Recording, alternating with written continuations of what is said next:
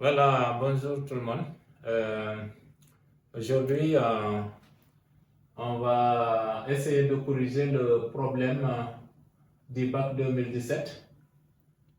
Et pour cela, on donne la fonction f et après on va répondre progressivement les questions. Donc, on n'a pas l'espace pour écrire tout le problème, mais chacun peut aller voir le problème de bac pour avoir l'énoncé. Alors, sans pour tarder, on va commencer. D'abord, on demande de montrer que le domaine de définition de f, c'est f privé de e.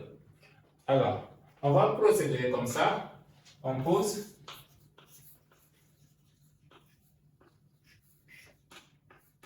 f1 de x égale à 2x plus 2 plus ln de 2 exponentielle de moins x moins 1. Avec condition x inférieur ou égal à 0 et f2 de x égale à moins 1 sur x 1 moins ln de x avec la condition x strictement supérieur à 0. Alors donc, on va regarder le domaine de définition de f1 et le domaine de définition de f2 pour ensuite déduire le domaine de définition de f. Alors, donc, soit x inférieur ou égal à 0. f1 de x existe si et seulement si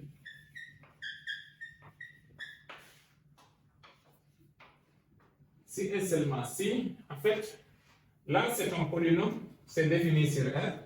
Alors là, on a ln, donc ce qui est à l'intérieur doit être strictement positif.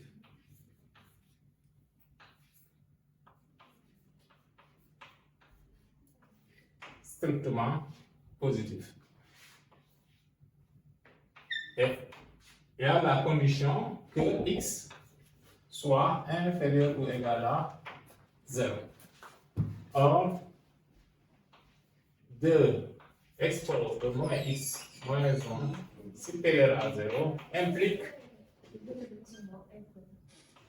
2 expo moins x supérieur à 1 qui entraîne expo moins x supérieur à 1 demi qui entraîne, comme ln est une fonction qui est strictement monotone, moins x supérieur à ln de 1 demi, ce qui entraîne x inférieur à moins ln de 1 demi. Et ça entraîne x inférieur à ln de 2.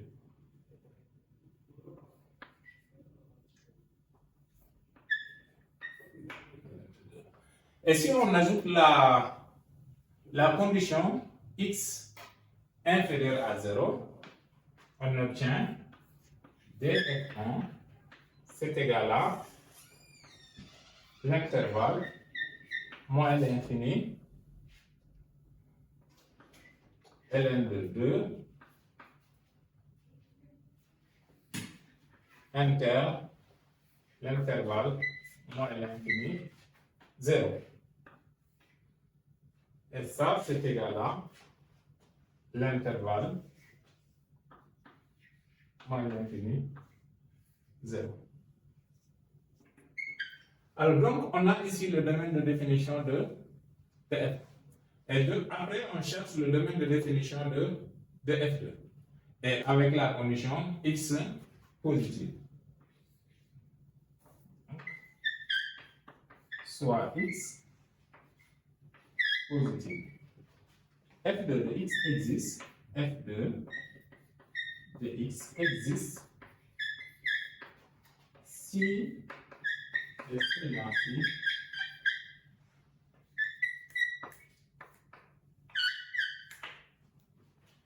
alors F2 existe si et seulement si là, comme on a un quotient, le dénominateur doit être non nul. Et on a aussi ln, donc le x aussi doit être strictement positif.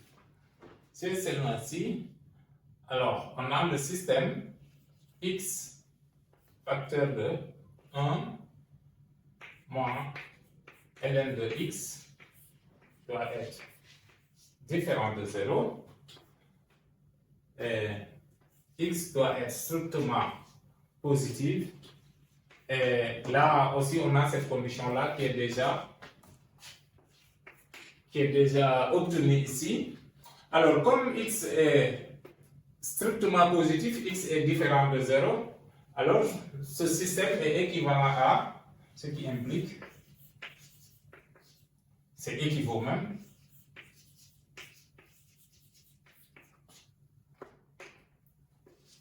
à 1 moins ln de x différent de 0, car x est strictement positif, ce qui veut dire que x est différent de 0. D'où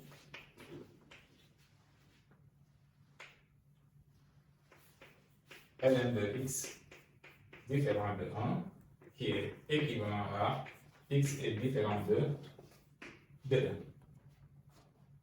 Ainsi, D2, F1,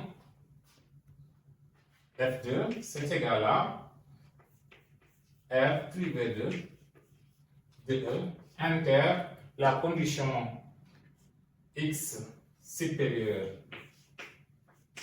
à 0, et ça donne l'intervalle 0 plus l'infini privé de F. Finalement, D de F égale à, finalement,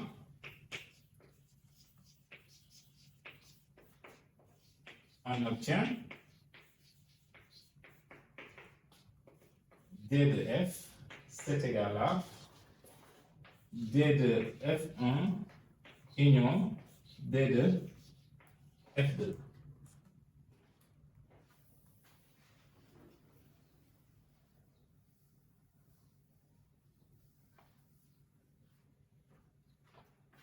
Donc, D de F est égal à R privé de 1. Voilà, la question qui suit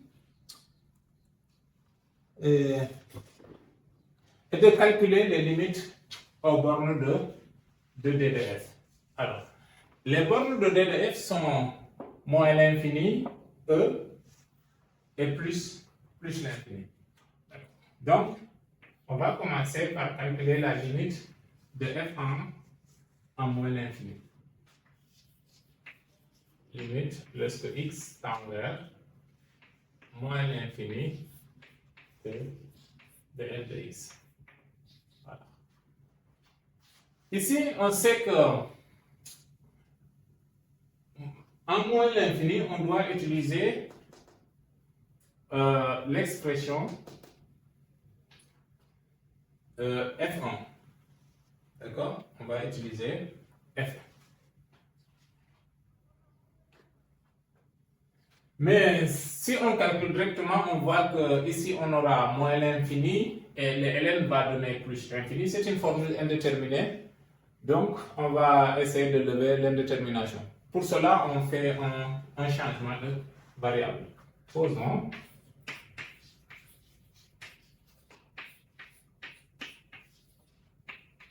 Donc, on pose grand X égale à exponentielle de x. Alors, on a grand X qui tend vers plus l'infini quand petit x tend vers moins l'infini. Et comme dans l'expression de f1, il y a x, on va aussi tirer aussi petit x. Plus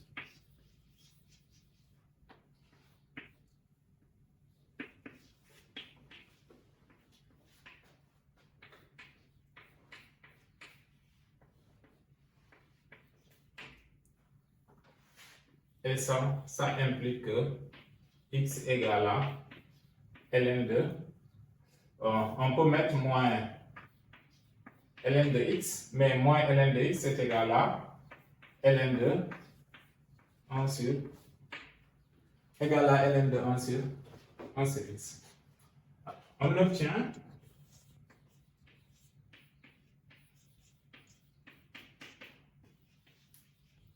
alors f1 de grand X, si on fait le changement de variable, c'est égal à, ici on a X, ça donne 2 ln de 1 sur X plus 2 plus ln de 2 grand X moins 1.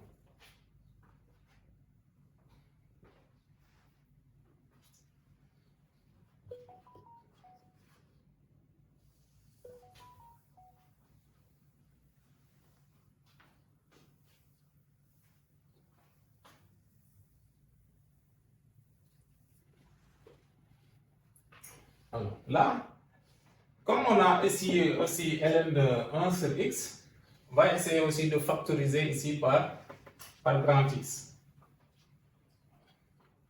On peut même factoriser par, oui, on factorise par grand X. F1 de x, c'est égal à ln de ln de grand X, de 1 sur grand X, plus 2 plus ln de grand X facteur de 2 moins 1 sur grand X. Et ça donne. Là aussi, on peut mettre la puissance, c'est ln de 1 sur grand X au carré, plus 2, plus ln de x, ln d'un produit, plus ln de 2, moins 1 sur grand X. Et on peut regrouper ces deux-là. C'est égal à ln de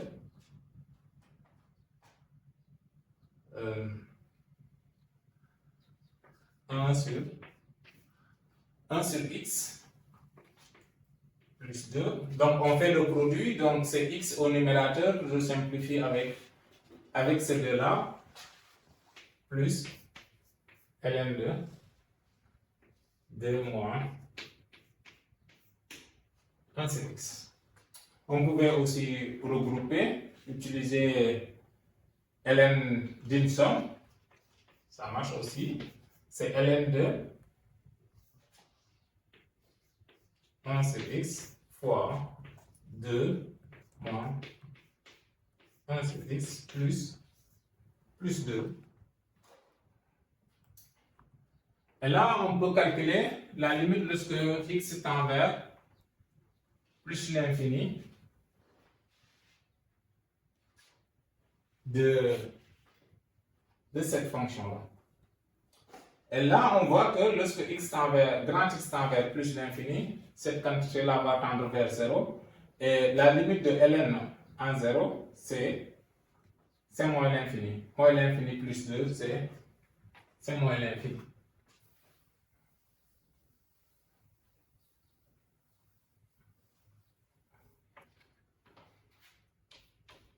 puisque limite lorsque x tend vers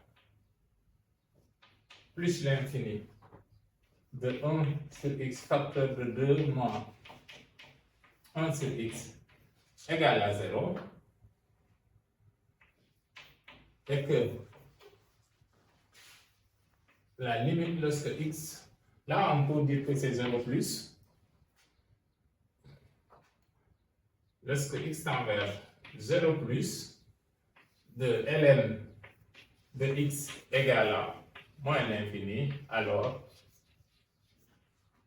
on conclut que limite lorsque grand x tend vers plus l'infini de f1 de grand x est égal à moins l'infini.